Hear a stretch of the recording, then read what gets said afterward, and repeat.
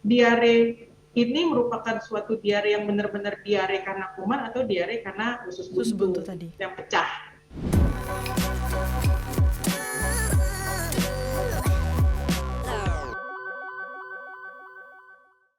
Usus buntu yang bocor atau sempat pecah di dalam gitu, berarti harus dilakukan operasi. Taunya kalau usus buntunya itu udah pecah dari mana, Dok? Jadi usus buntu pada anak biasanya dia akan mengalami kebocoran pecah Mm-mm, ini mm-mm. kalau melewati waktu 24 jam. Oke. Jadi dari onset penyakit ya, Ah, dari ah, ah, ah. dia mulai merasa nggak enak Mm-mm, gitu. Nah, kalau sudah pecah, yang tadinya nyerinya cuma di kanan bawah, mm-mm. dia mulai geser tuh ke tengah, Ah, ah. sakit juga. Oke. Terus nanti kalau makin banyak nanah dalam perutnya, nanah kan cairan ya, jadi dia akan bersifat seperti cairan, akan turun ke tempat yang rendah kan ya, mengisi Mm-mm, ruang-ruang yang rendah kan. mm-mm. Dari kanan dia akan bergeser ke tengah, kemudian akan bergeser ke sebelah kiri, Oke. sampai nanti kalau misalkan tidak juga ditangani, seluruh perutnya tuh terasa sakit. Kemudian anaknya akan mulai kembung, Mhm, kemudian juga akan ada muntah-muntah, pada beberapa kasus anaknya mencret-mencret, diare. mhm. Nah, ini juga harus diwaspadai. Apakah diare ini merupakan suatu diare yang benar-benar diare karena kuman atau diare karena usus Usus buntu buntu tadi. yang pecah? Oh, oke, baik. Dokter, Ya, katanya ini kalau usus buntu ada nggak boleh makan makanan cabe, pedas, sambel. Bener nggak sih, Dok? enggak juga sih. Nggak ada Enggak hubungannya sih ya, dokter ya? sebetulnya, enggak terlalu gini juga ya. Cuma kalau makan makanan cabai itu Mm-mm, kan mengiritasi lambung kan, mm-mm. suka bikin nyeri. Nah, Iya. kadang-kadang kita confuse nih, ini nyerinya karena apa gitu. Oh, ketika nyerinya itu tadi ya berarti, Dok ya?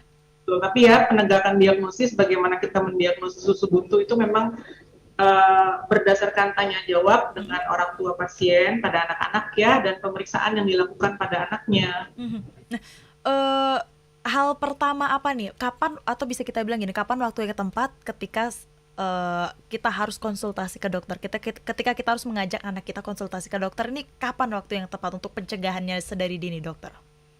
Karena perjalanan penyakit usus buntu ini cepat ya, dari usus buntu yang sederhana menjadi Mm-mm. usus buntu yang pecah itu relatif cepat. Jadi kalau ada anak mengeluhkan nyeri di sekitar pusar yang dia tidak bisa, awalnya dia tidak bisa deskripsikan tuh rasanya seperti apa. Kemudian dia mengeluhkan di sebelah kanannya sakit, kemudian demam, demam tinggi juga ya, 38 derajat bisa tuh ya. Kemudian dia seperti tadi saya bilang, kadang-kadang beberapa anak dia mencoba menghilangkan rasa nyerinya dengan sedikit membungkuk gitu kan. Oke. Itu dibawa aja langsung ke rumah sakit, ke poliklinik kalau misalkan masih anaknya masih bagus, atau bisa langsung ke IGD Mhm. untuk diperiksa, kemudian dicari tahu apakah sakitnya ini usus buntu atau bukan gitu Mbak Sesa.